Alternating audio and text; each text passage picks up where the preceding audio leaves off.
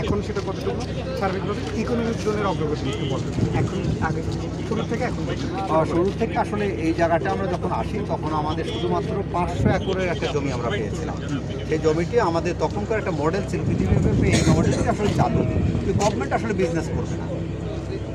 আমরা ওইটাও নিয়েছিলাম, আমরা ওই প্রক্রিয়াতেই আমরা করেছিলাম যে পিপিপি মডেলে দেবো, পিপিপি পার্টনাররা ডেভেলপ করবেন, তারা জমি অন্যদেরকে দেবেন, অন্য ফ্যাসিলিটিসগুলো দেবেন, অন্য ইনভেস্টাররা সেখানে আসবে। কিন্তু সেই মডেলটা আমরা আসলে মূলত বলতে গেলে ফেল করেছি। তো এরপরে বেজা যে উদ্যোগটা নিয়েছে যে ঠিক আছে 500 একরের পরিবর্তে আমরা যদি আরও বেশি জমি পাই সেটা হয়তো আমরা ব্যবহার করতে পারবো। তখনকার উদ্যোগের পরিপ্রেক্ষিতে আমরা এই যে এখন যেখানে দাঁড়িয়ে আমি কথা বলছি এটা নাম হচ্ছে সুপার টাইপ, যেটা সমুদ্রপৃষ্ঠ থেকে 9 মিটার রয়েছে, অর্থাৎ সমুদ্রের জলোচ্ছ্বাস থেকে আমরা বাঁচার জন্য এই সুপার টাইপটা করেছি। এই সুপার টাইপটা 23 কিলোমিটার দীর্ঘ, এই 23 কিলোমিটার এনক্লেভ করে আমরা সমস্ত জমিটা এখানে রিক্লেম করেছি। এই রিক্লেম ল্যান্ডেই আমরা অন্য ইনভেস্টারদের এখানে আনছি। বিদেশি বিনিয়োগ আমরা আসলে যতটা এক্সপেক্ট করেছিলাম একটু করে বলবো যে আসলে হয়তো ওই পরিমাণ আসেনি। তো এটা আমাদের মার্কেটিংয়ের ব্যাপার থাকতে পারে, ওভারঅল কান্ট্রি কনটেক্সটের ব্যাপার থাকতে পারে, কিন্তু এখন আমাদের কাছে মনে হয়েছে আবার একটা ভাইব্রেশন শুরু হয়েছে। আমরা এই ভাইব্রেশনের অঙ্গ হিসাবে কিন্তু আজকে যে আপনাদের এই ভিজিট, ইনভেস্টারদের ভিজিট, এটা কিন্তু সেই উপলক্ষে আসলে আমরা বাংলাদেশে ইনভেস্টমেন্ট সামিট করছি, যেটা বিডা এবং বেজা উদ্যোগ নিয়ে এই কাজটি করছে। সেই উদ্যোগের অংশ হিসাবেই আজকে আমরা ইনভেস্টারদের সরাসরি অন গ্রাউন্ডে এনেছি, যে আসলে আমরা যে কাগজ যেটা দিচ্ছি বা কাগজে যেটা বলছি সেটা আসলে বাস্তবে কেমন দেখা যায়, অথবা ওনারা অন্য ইনভেস্টারদের সাথে কথা বলবেন, তারা কথা বলে যেন বুঝতে পারেন যে আসলে এখানে বাস্তব সমস্যাটা কি আছে।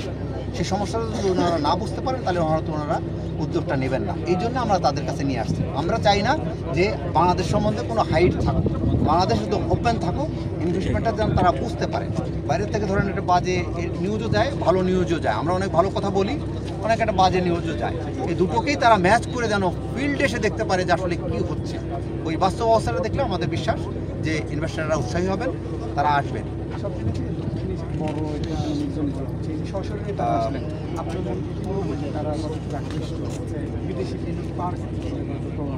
আমার মনে হয় যে শুধু বড় বললে তো হবে না, আসলে অনেকগুলো ফ্যাসিলিটিস তাদের জন্য তৈরি করতে হবে, এবং সেই ফ্যাসিলিটিসটা আমরা টাইমলি এনশোর করতে পারি কিনা এটা একটা তাদের কাছে ফ্যাক্টর হবে। এবং তারা অন্য ইনভেস্টারদের সাথে আমরা যেহেতু পরিচয় করিয়ে দিচ্ছি, তারা হয়তো ওই প্রবলেমগুলো অবহিত হবেন, সেই প্রবলেমগুলো নিয়ে তারা নিজেদের কাছে তাদের রিস্ক ফ্যাক্টরটা অ্যানালিসিস করবেন, করে হয়তো আমাদের কাছে আসবেন।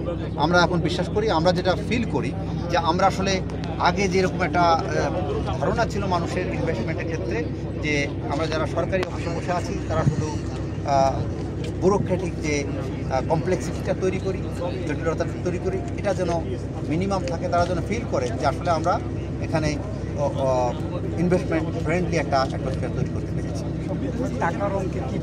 টাকার অঙ্কে মেরেশ্বরে তো আমরা 19 বিলিয়ন অলরেডি আমাদের কাছে তাদের কিন্তু ইনভেস্টমেন্টের অফার আছে, এবং তার পরিপ্রেক্ষিতে কিন্তু আমরা 155টা উদ্যোক্তাকে দিয়েছি, তাদের কিন্তু 19 বিলিয়ন তারা এখানে আনবেন বলে আমাদের কাছে তাদের অফার।